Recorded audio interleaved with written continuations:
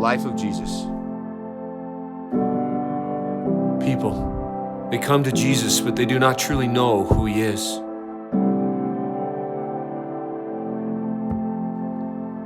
He is the way, the truth, and the life.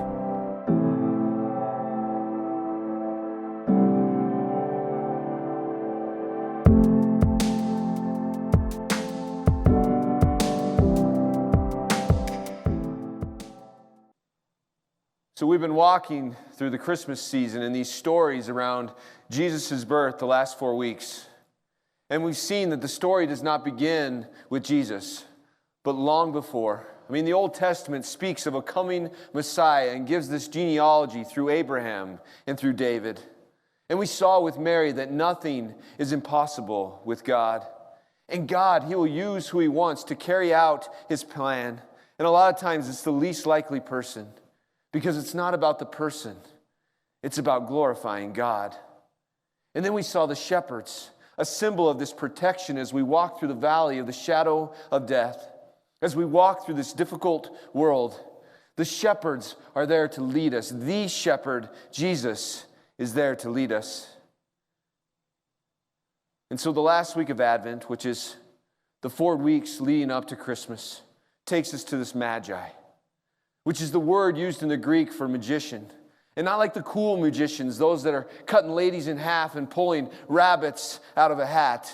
More like Gandalf the Great, a wizard. But these wise men, they're not like that at all. They're more like scholars and teachers and even scientists. Matthew 2, 1-2 says, "Now after Jesus was born in Bethlehem of Judea, in the days of Herod the king, behold, wise men from the east came to Jerusalem, saying, 'Where is he who has been born King of the Jews? For we saw his star when it rose and have come to worship him.'"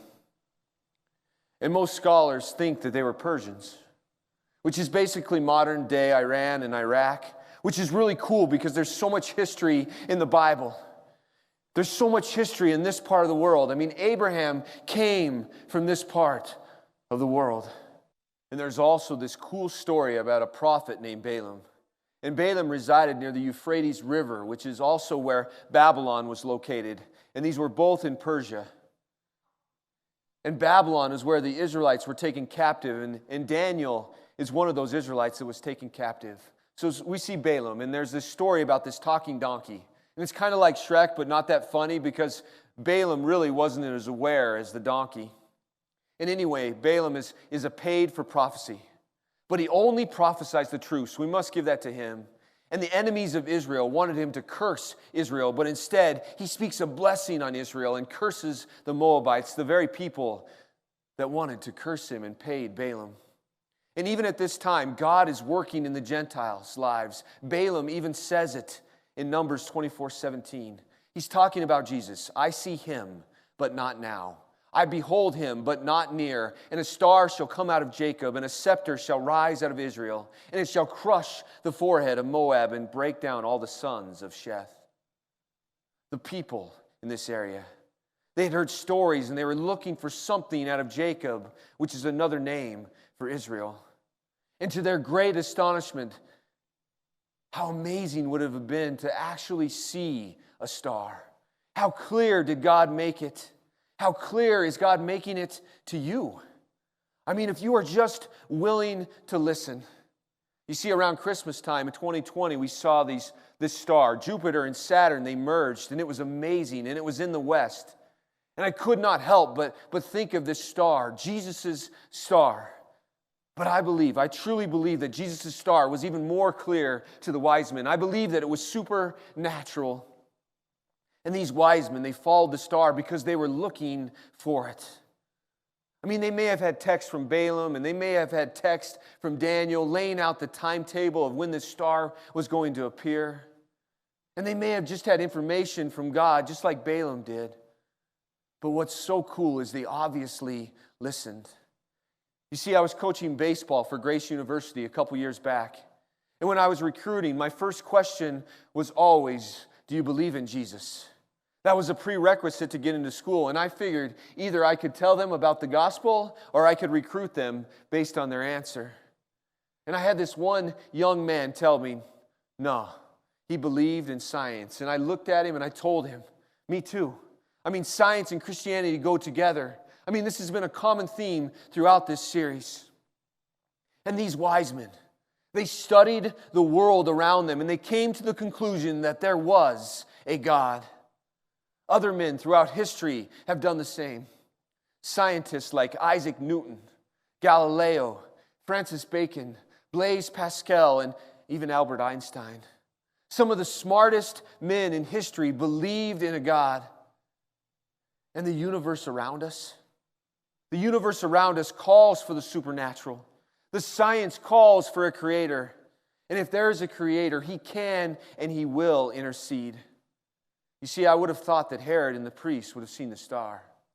But the question is, were they really looking for it?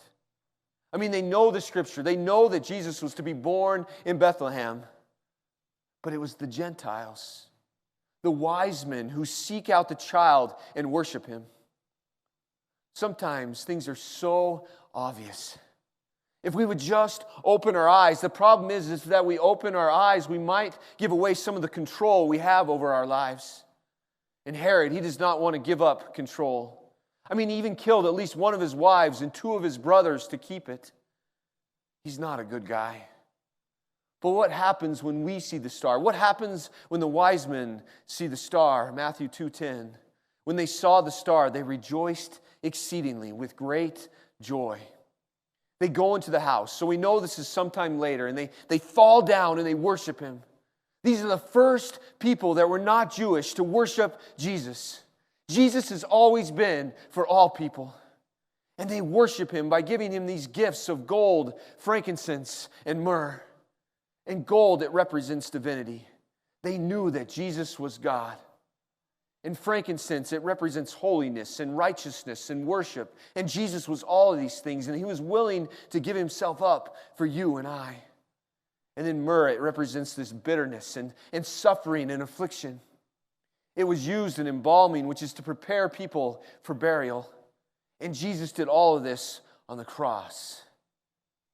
And not to mention that God used these gifts to allow Joseph and Mary and the baby Jesus to escape to Egypt, which not only saved him from the wrath of Herod, who killed all the baby boys 2 years and younger in Bethlehem, but fulfilled the scripture in Hosea 11:1. It reads, "When Israel was a child, I loved him, and out of Egypt I called my son." Jesus is God's son. And this scripture right here in Hosea is talking about Moses, but it's also talking about Jesus. Jesus is the greater Moses. Where Moses failed to enter the promised land, Jesus will succeed. Where Moses failed to fully save his people, Jesus has and he will completely save his people. Where Moses sinned, Jesus was perfect. Moses could only save Israel. Jesus saved the entire world.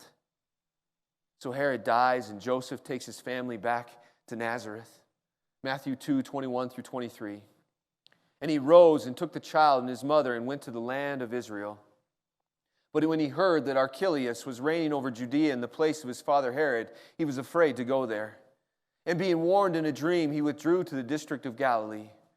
And he went and he lived in a city called Nazareth, so that was spoken by the prophets might be fulfilled, that he would be called a Nazarene. I believe that this has something to do with Nazareth being a despised and rejected city. Isaiah 53, which is one of the greatest prophecies in the Bible depicting Jesus as the Messiah, says that he was despised and rejected by men, a man of sorrows and acquainted with grief, as one with whom men hide their faces. He was despised and we esteem him not. Nazareth was not a popular city. But I love how we find out in Acts 24:5 that the early Christians were called Nazarenes. I mean, we know that those early Christians were rejected. We know that they were despised, just like Jesus. But even in all these troubles, they found joy and peace in Jesus. And I know that you go to school, and I know that it's not always cool to be a Jesus follower. You are not always accepted as you walk down this path with Jesus. But I'm pleading with you. I'm pleading with you to be like the wise men and have a bigger picture of what it means to follow Jesus. Revelation 22:16 tells us that Jesus is the bright morning star. He is obvious. He is speaking to you, and all you have to do is look. Look, and you will not forget it.